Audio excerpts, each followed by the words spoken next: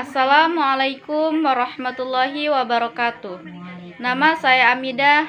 Saya dari jurusan Pendidikan Agama Islam, Fakultas Tarbiyah dan Keguruan Universitas Islam Negeri Sultan Maulana Hasanuddin Banten.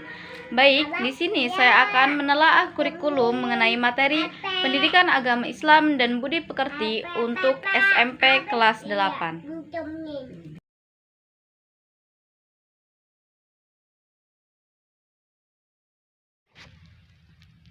Dalam menelaah kurikulum materi tentang pendidikan agama Islam dan budi pekerti SMP kelas 8, ada 4 proses yang harus disajikan.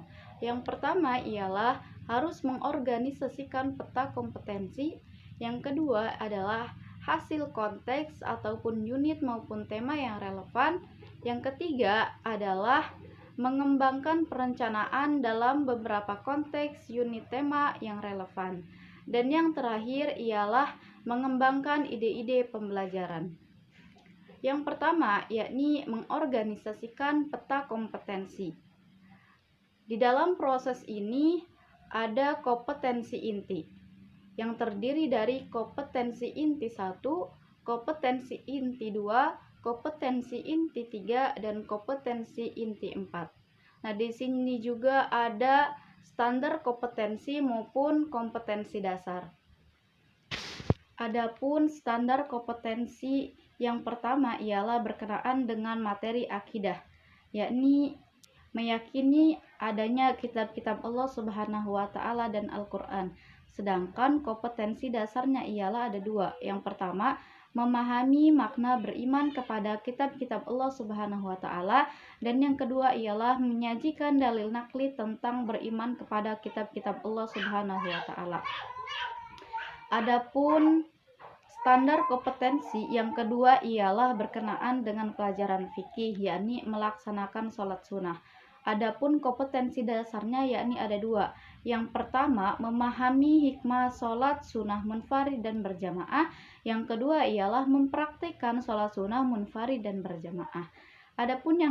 Adapun standar kompetensi yang ketiga yakni berkenaan dengan pelajaran fikih, yaitu macam-macam sujud. Adapun kompetensi dasarnya yang pertama yakni menjelaskan pengertian sujud sahwi, sujud tilawah, dan sujud syukur. Yang kedua yakni menjelaskan tata cara sujud sahwi, sujud syukur, dan sujud tilawah. Dan yang ketiga yakni mempraktikkan tata cara sujud syukur, sujud tilawah, dan sujud sahwi. Adapun standar kompetensi yang keempat yakni berkenaan dengan pelajaran akhlak, yakni memahami akhlak terpuji, rendah hati, hemat, dan hidup sederhana. Adapun kompetensi dasarnya yakni memahami Quran Surat Al-Furqan ayat 63 dan Quran Surat Al-Isra ayat 27 beserta hadis terkait. Yang kedua yakni menunjukkan hafalan Quran Surat Al-Furqan ayat 63 beserta Quran Surat Al-Isra ayat 27 secara tartil. Adapun standar kompetensi yang kelima yakni berkenaan dengan pelajaran fikih, yakni memahami tata cara puasa. Adapun kompetensi dasarnya ada 3. Yang pertama, menjelaskan ketentuan puasa wajib.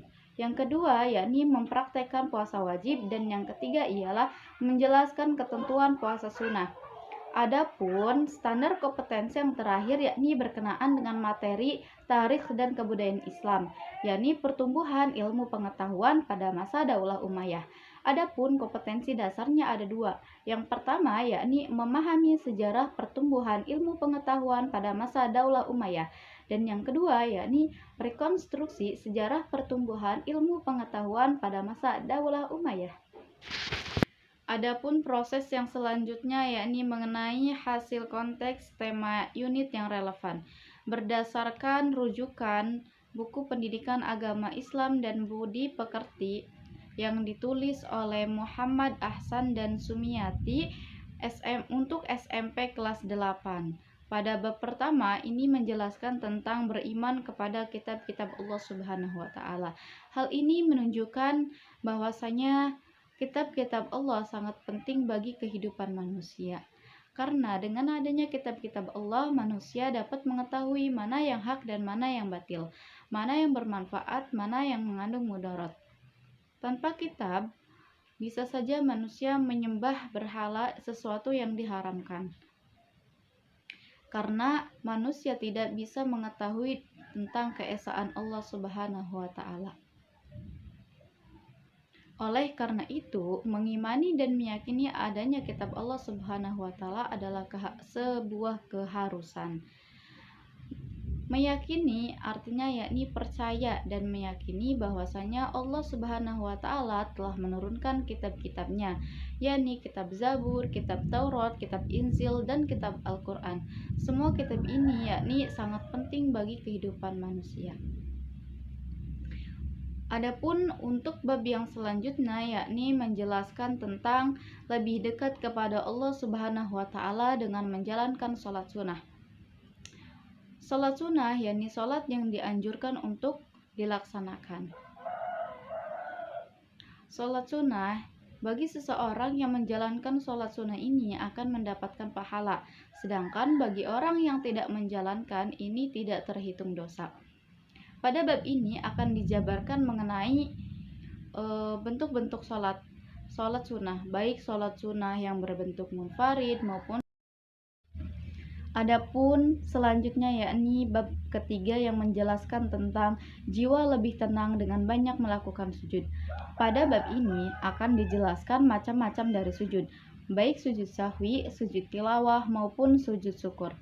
Karena Allah Subhanahu wa Ta'ala telah menciptakan manusia dengan sebaik-baiknya makhluk.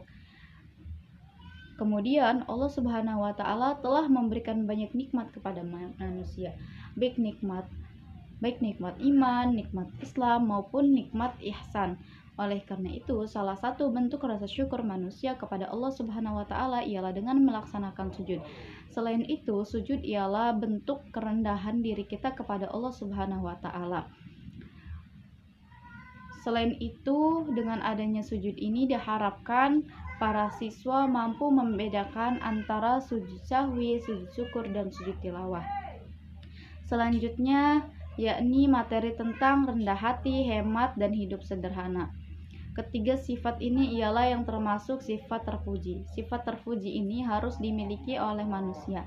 Kenapa? Karena dengan adanya sifat terpuji, manusia akan mempunyai kehidupan yang lebih baik dan mendapat keridhaan oleh Allah Subhanahu wa Ta'ala. Diharapkan dengan adanya materi ini, siswa dapat mencontoh dan dapat menerapkan sifat terpuji ini pada kehidupan sehari-hari. Dan adapun pada bab yang kelima yakni menjelaskan tentang ibadah puasa membentuk pribadi yang bertakwa. Ibadah puasa adalah rukun Islam yang keempat. Puasa yakni dapat diartikan sebagai menahan diri dari rasa lapar, haus, dan juga nafsu. Diharapkan dengan adanya materi ini, siswa dapat melatih diri untuk menjalankan ibadah puasa, baik ibadah puasa wajib maupun ibadah puasa yang sunnah. Kemudian pada bab yang terakhir yakni menjelaskan tentang pertumbuhan ilmu pengetahuan pada masa Daulah Umayyah. Jadi pada bab ini akan dipaparkan mengenai perkembangan ilmu pengetahuan pada masa Daulah Umayyah. Jadi bagaimana proses perkembangannya, bangunannya, tumbuh kembangnya seperti apa, dan ilmu-ilmu yang dikeluarkan, ilmu-ilmu yang maju itu ilmu apa saja, kemudian para ilmuwan yang ikut berpartisipasi dalam proses pertumbuhan ilmu pengetahuan Bani Umayyah itu siapa saja. Jadi dengan adanya materi ini, siswa dapat mengetahui pertumbuhan ilmu pengetahuan pada masa Daulah Umayyah.